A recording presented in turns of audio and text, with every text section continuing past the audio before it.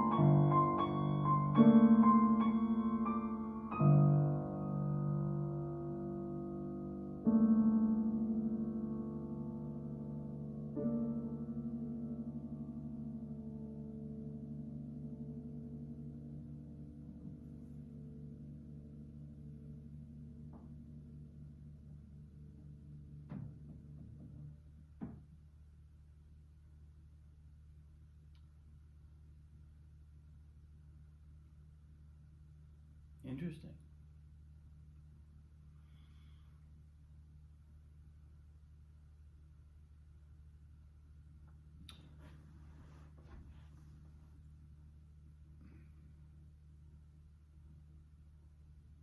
Kind of had two experiences over the last day or so that have been really, I guess one experience and one kind of thought that is loosely related to the experience. But I was lying in bed last night, and I had a really great day. It was Mother's Day. For those of you who missed it, make sure you belatedly say Happy Mother's Day. But we had a great Mother's Day here. Both my mom and Katie's mom came, my wife's mom. And we had a lovely dinner. It was a great evening. And I went to bed exhausted because I had a rough morning yesterday with the little one. And I woke up, as I was falling asleep, I just had kind of a lot of movement happening in my brain. Not anxiety, not insomnia, just wakefulness. And I found myself not falling asleep, which usually I fall right asleep as soon as I get in bed. And I kind of let myself feel it. And then there was this, it was almost like a new skill emerging where I just went, let go.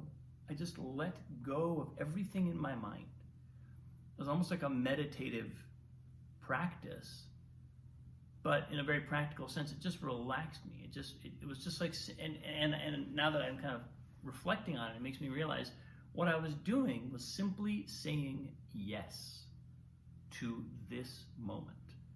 Whatever was happening in the moment, say yes to it. No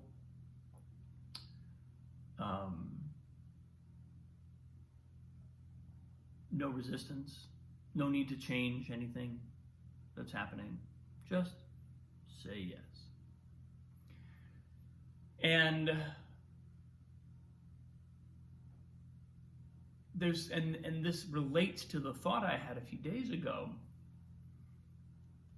because there was a moment when I think this came to me in meditation, where I realized, we talk about how things we're addicted to draw our attention, right?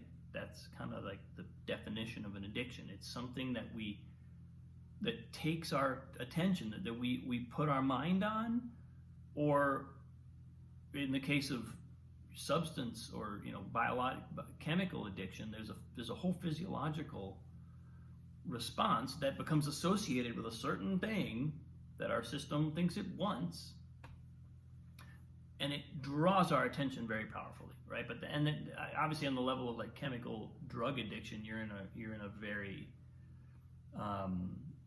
powerful, you're under the influence of some very powerful biochemical influences and psychological influences.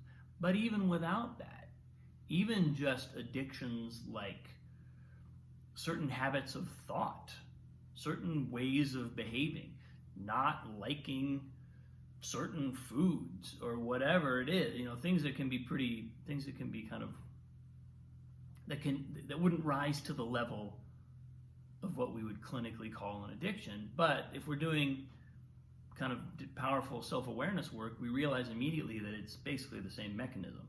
It may be milder, but that doesn't make it any more cyclical or any more, or give us any greater measure of freedom from the addiction. It may be less destructive to our lives if it's a more kind of subtle thing, but at the end of the day, an addiction is an addiction, and the nature of addiction is to to hijack our attention.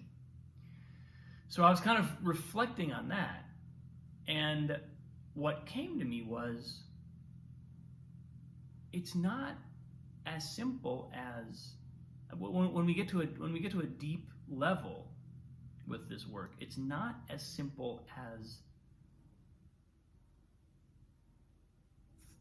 things. I'm addicted to things, and things cause an addictive response, or things cause my attention to be drawn. The entire nature of attention is the addiction. Now, that's a weird thing to say, but the way that this manifested to me was, I kind of recognized, on some level, my mind has a desire to hold on to things. That's like the nature of the mind. And in the case of an identifiable addiction, we can witness the mind holding on to specific things that we've identified as the addiction over and over again, and so we call it an addictive pattern. But the mind has that the attention proclivity, the desire to do that is something that the mind almost can't stop doing. I believe it can, and I believe that's a little bit what I was doing it last night on a kind of basic level, was just acknowledging, okay, my mind has all these things it's holding, and it's trying to kind of, I don't know, tell me a story. It's just kind of running. It's not really doing anything useful. It's just running in circles because I'm energized. So I just let go of all of it. Just blanket let go. And what happens then is attention itself kind of dissolves, gets fuzzy. It might still ping, grab something, but it comes back very quickly. The nature of my mind goes from being attentive to being aware. And so that's what I mean by attention itself is the addiction. The tendency of the mind to really want and to sort of be conditioned to require objects of attention, whether they be thoughts or activities or people. The nature of the mind where it's conditioned to require objects of attention is the addiction.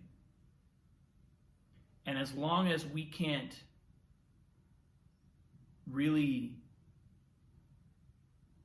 effectively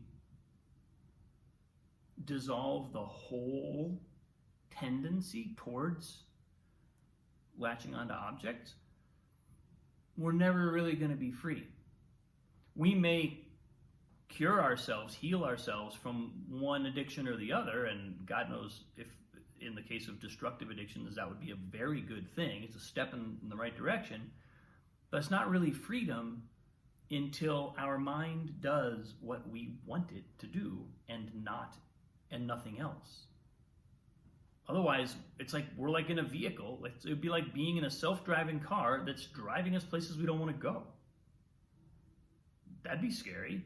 Wouldn't you kind of take it back to the dealer and ask, especially, and kind of like make a warranty claim?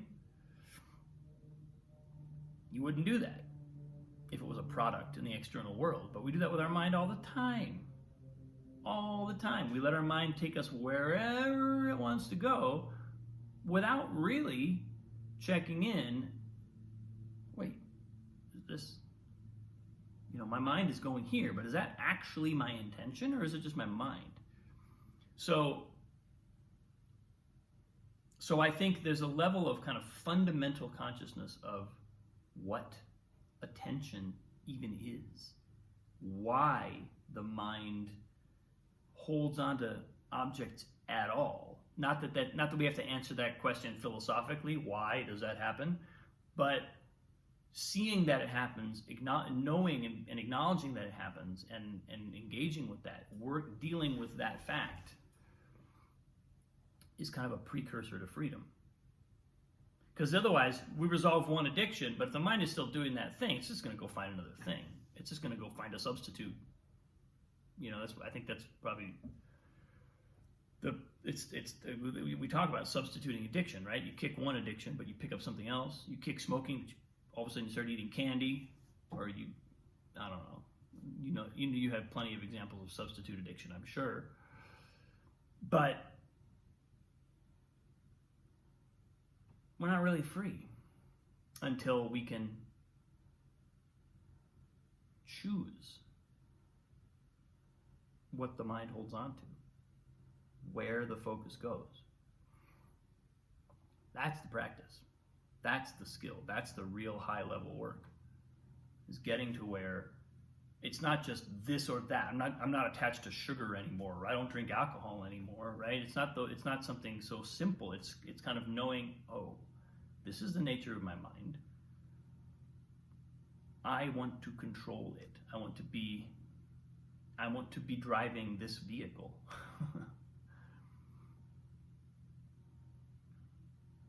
So yeah, that's what showed up for me today. Thanks for watching, people. And a weirdly kind of modal thing that turned into a blues that also kind of sounded like a French chanson. That's never come out before. Maybe I have to go back and watch this video and see what's going on there. It's kind of fun. Thanks for watching, people. Have a great day. I appreciate you. I'll see you soon.